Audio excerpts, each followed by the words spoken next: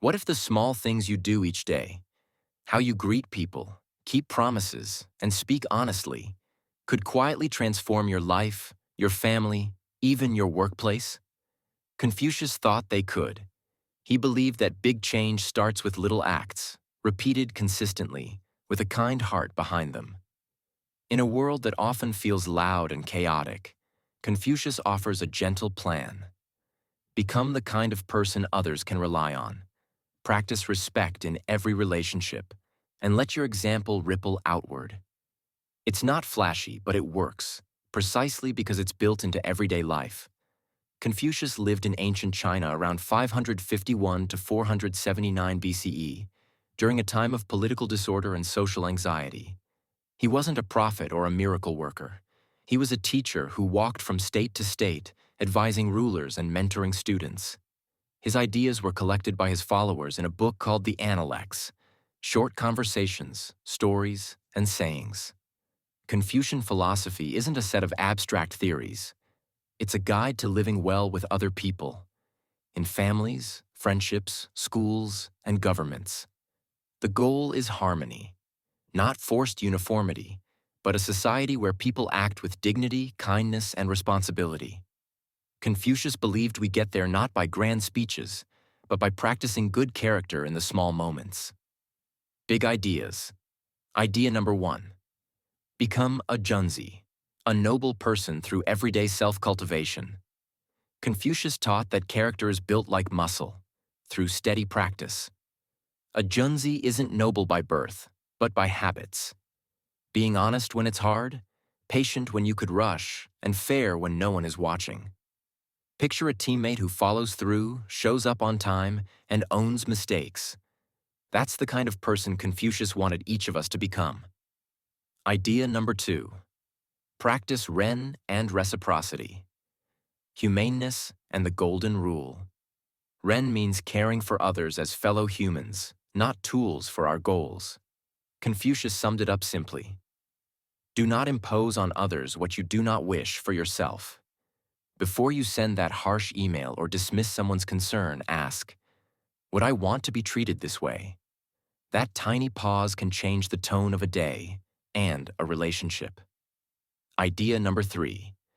Use lie, rituals, and respectful norms to shape character and create order. Li are the small practices that bring out our best selves. Greeting elders with respect, saying thank you, keeping meetings focused, dressing appropriately for the moment.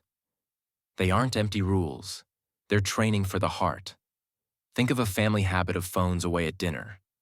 It's a ritual that signals we're present, we listen, we matter to one another.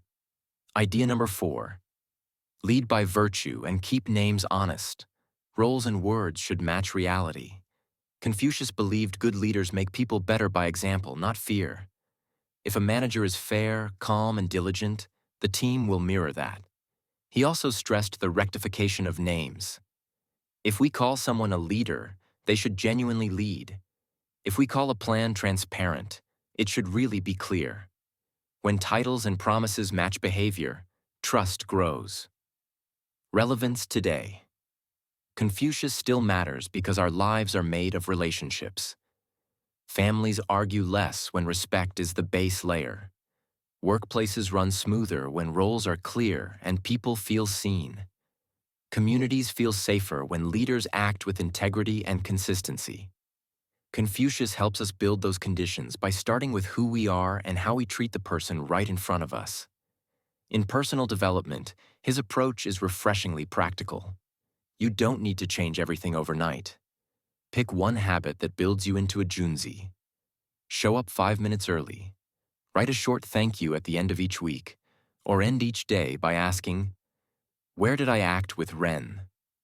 Where can I do better tomorrow?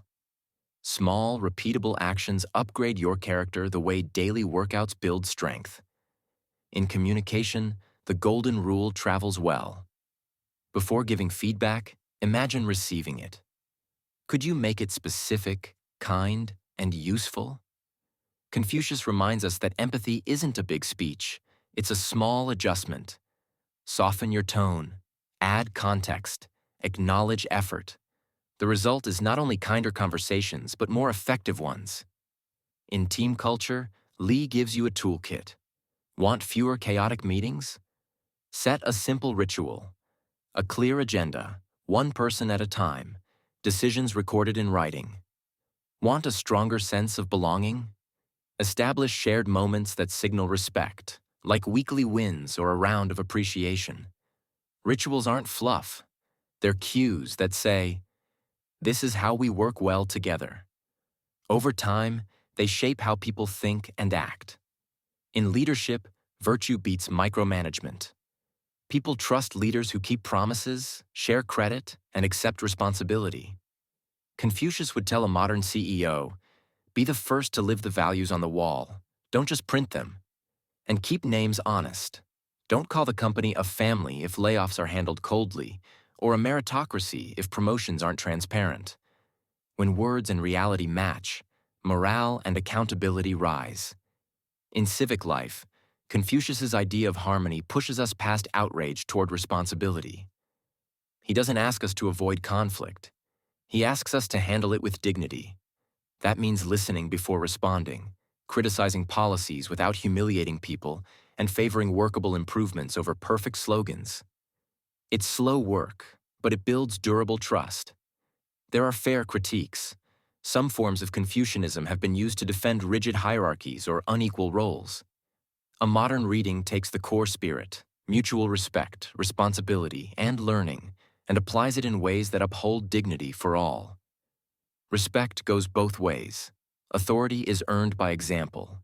Roles are clear but not fixed for life, and education opens doors for anyone willing to learn. You can try Confucius today with 3 simple practices. Morning check-in. Choose one virtue to practice. Patience, honesty, humility. And note one concrete action you'll take. Midday pause. Before reacting, apply the golden rule. If you wouldn't want that email or comment, revise it. Evening reflection. Ask, where did I live up to my role well? Friend, parent, teammate. Where did my words not match my actions? Then pick one tiny adjustment for tomorrow. Do this for a week and notice the shift. Fewer frictions, clearer expectations, more trust. That's the Confucian engine working. Inside-out change that shows up in daily moments. Simply put, Confucius teaches that better people make better relationships, and better relationships make a better society. Start with your character. Practice kindness. Let rituals guide you, and lead by example so that words match reality. And that's Confucius, explained simply. To keep your mind sharp, subscribe to Philosophy Explained Simply.